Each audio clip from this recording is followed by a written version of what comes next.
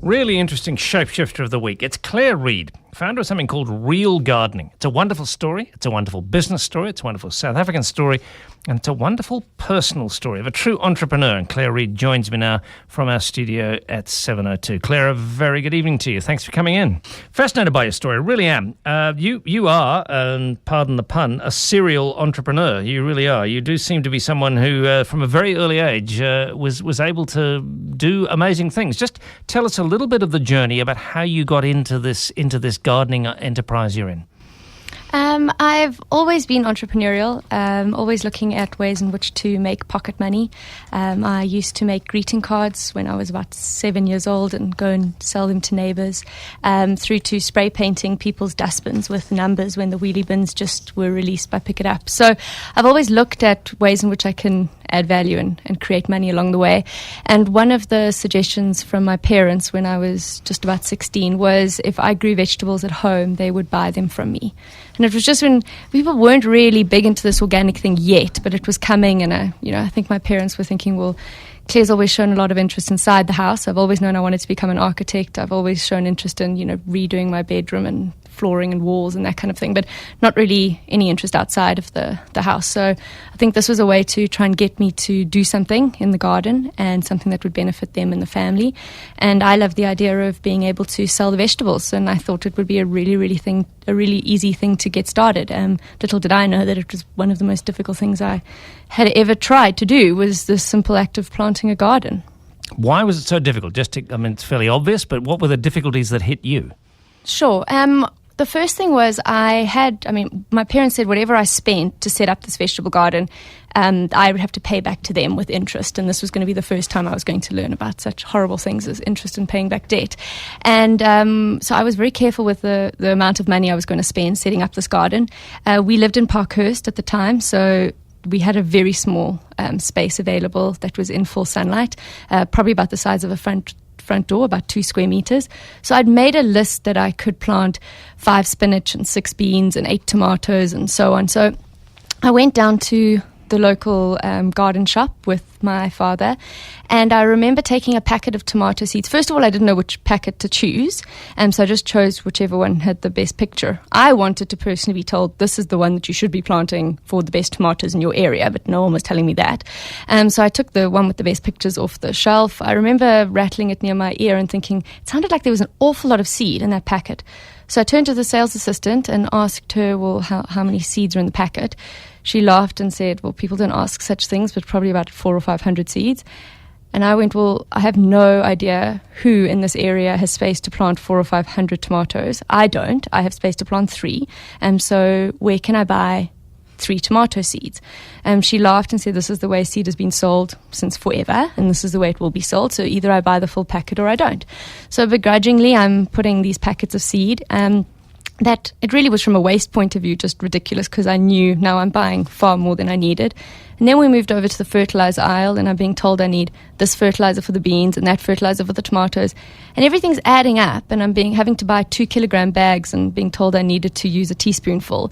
And I spent well over 200 rand, and this was now 12 years ago, or even further, 14 years ago, and I spent well over 200 rand to get 2 square meters set up. And I thought, well, this isn't a great business, because I'm never going to be able to grow the amount of vegetables I need out of that area, to let alone pay back the cost it's taking to set it up.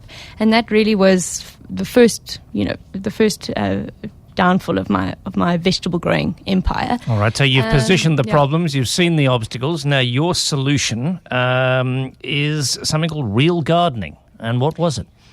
Yeah, so when I got into the garden to plant, I was frustrated that now the seed that I had fought over, I couldn't get it to stay in the ground where it needed to be. I would take my finger out, the seed would come back out in my finger. Oh, I've been there. and then I thought, I didn't know, a turnaround, I can't remember what have I planted where. Did I know then the hardy-dars are going to come out and take the seed out of the ground anyway. And then when I went to go and water it, it all popped back up to the surface. I thought I needed an extra pair of hands to get the job done. I went inside and asked Maggie, our domestic worker, to come and help me. And Maggie said, well, she hates gardening. She's tried it before. It didn't work for her, and it was, a complete waste of time. And I said, well, Maggie, what's your story? Her story was very similar to mine, although in her story she had to walk about 2 kilometers to collect water.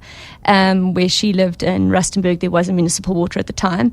So I thought, well, is there a way that I could get the seed to stay in the ground exactly where it needed to be, that I could see where it was once I'd walked away from that garden, and that I would know exactly where to water, and I'm not now having to take this precious commodity and put it all over a bare patch of earth in the hope that there was still a seed in there. So Real Gardening really solved all of those problems for me. And what Real Gardening is it's a seed tape, for want of a better word. It encases vegetable or herb seeds at the correct depth and distance apart in a biodegradable paper tape. And it's got a special ink and a special fertilizer that's been developed for us. And it's all color-coded, so red is tomato, purple is beetroot, and so on. And to plant it, you just place it in the ground upright so that you can see the colored area above the soil. So it places the seed. The seed is almost suspended in the paper at the correct depth in the soil. You close up the furrow around the paper, but you'll still see the paper above that shows. And then you can go along and you can know where exactly to water because it's indicated on the paper. So you're saving up to 80% in water consumption during the germination phase. And then when anything starts sprouting out of the paper, you know that that's what you've grown. So if something starts sprouting elsewhere, it's not what you've planted, and pull it out, it's a weed. And then it stops the water pushing all the seed to the lowest part of your garden, and you have a huge mess there. So it really does enable you to plant efficiently. And now instead of having to buy copious amount of seed in packets that no one worries about the quantity, we pre-pack it into household gardens. So you can buy a salad garden, a herb garden, a vegetable garden that's pre-packed to plant out that 2 square meters, because that's how I started. And it costs 80 Rand, and you've got everything you need in that one box, including companion planting flowers that help with pest prevention. It passes the classic test of a great idea and an original idea that when you hear it, you think, that is so obvious. Why didn't someone think of it before? Which is the classic. It's brilliant. I mean, it's an amazing solution. Is it a global first? Has anyone else done it? So that was the thing. When I first went to the patent attorneys and they said to me, well, Claire, I'm sure someone's come up with this. Fast forward, no one had. So we do have the patents in a few countries on it, on the product. And it is a first. There are similar products of a seed blown almost on tissue paper, seed mats that you would place under soil and place soil on top. I've seen those actually. I've seen seed mats, yeah. So what makes our product different is that the seed is suspended exactly where it needs to be, that it's color-coded, that you can see where to water, you can see where your plant's going to come out, and that it's pre-packed in gardens, as we've also got our garden in a box in the process of being trademarked. So that really, it did end up coming out as a first for us. Okay, Claire, we've established how you came to produce this product. Where are you up to now as a business? What do you do, what do you sell, and how do you sell it? We manufacture the product out of our own premises in Blairgowrie, in Randburg. We sell it online. We have it in select retailers, and we've just set up a network of our local agent trainers on the ground around South Africa in more township areas, which are selling it on the ground. We're linking it into a school program. We've been planting school gardens for 5 years now. Over the last year, we went into a further 280 schools and communities, planting sustainable gardens to feed people. And we've now linked that in with our agent trainer network to try and grow it sustainably, so it becomes businesses for each of these individuals on the ground. And then we also have our custom branded side of our business, where the tape itself and the packaging is a blank canvas. We then joined forces with the likes of Nando's and Unilever and Discovery, where we've done custom gardens or hand seed strips for them to use in various cause-related marketing campaigns, trying to show that we can have a positive impact while making a profit. So they're branded. They would carry the brand of Discovery or whoever. They do, yeah. All right. Is it commercially viable, or are you reliant on a sort of CSI kind of funding here? No, so we see ourselves as a social enterprise. We part of our model, the school garden concept at the moment, has been solely a CSI grant funded one.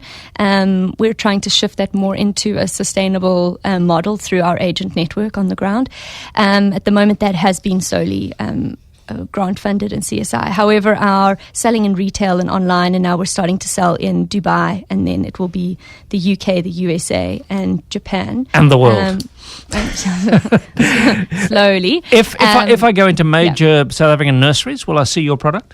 No. So our probably most major nursery would be Lifestyle Garden Centre.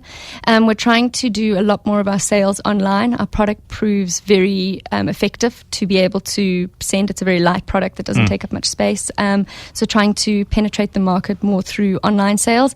But we do have a few nurseries and retailers dotted around the country. But really online is our core focus. What's the website? www.realgardening.co.za. Real gardening, as in reeling things in. So listening to you, I'm absolutely convinced you're not resting on this while you develop it. What other ideas have you got up your sleeve? Where are you going next?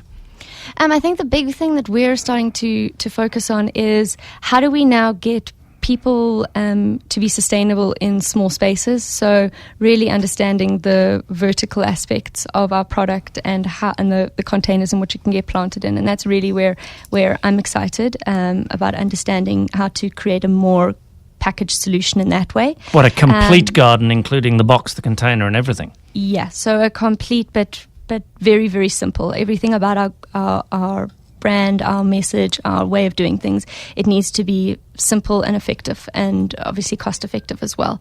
So we really are focused on trying to understand how we can provide a complete solution. Is your idea defendable? It's brilliant, but it looks like it's quite easily replicable. Someone could easily steal that, make a slight tweak and claim it's original. That's the reality with many products. What we're looking more at is our brand and people wanting to get behind the planting revolution. People wanting to understand that we are a brand that's handmade. We empower previously unemployed mothers within communities. There's a social impact with regards to the utilization of our product, the way in which our buy one, donate one model that we're slowly rolling out from our international sales filters into doing good at the more of the base of the pyramid. And I think buying into the brand ethos and message and structure of our company will protect us in many instances. We did have about 4 years ago another company that did try to knock our product off, and it was amazing how so many of what I would like to call our brand and just angels in a way just got on board with trying to tell us what these people were doing, and in quite a way in which they didn't want other people to support someone that was knocking off what we were doing. And the other company actually ended up not going any further with pursuing manufacture of the product. So, I mean, we have patented aspects and we have been able to defend some of that patent, and we will continue to do so. But I think as long as it's founded on a strong brand message, that people are buying into the planting revolution, the understanding of the conscious movement, the understanding of together we grow, the understanding of where food comes from, and teaching children, how to look after the earth, and it will provide back to you. Our brand aligns with that, and that's really what people are buying into. Claire, it's a fantastic story. Really is. Inspiring story. Claire Reid, founder of Real Garden. Thank you so much for coming in tonight to be our Shapeshifter of the Week, and best of luck. I hope it goes from strength to strength. Thank you. Claire Reid, thanks for joining me on The Money Show.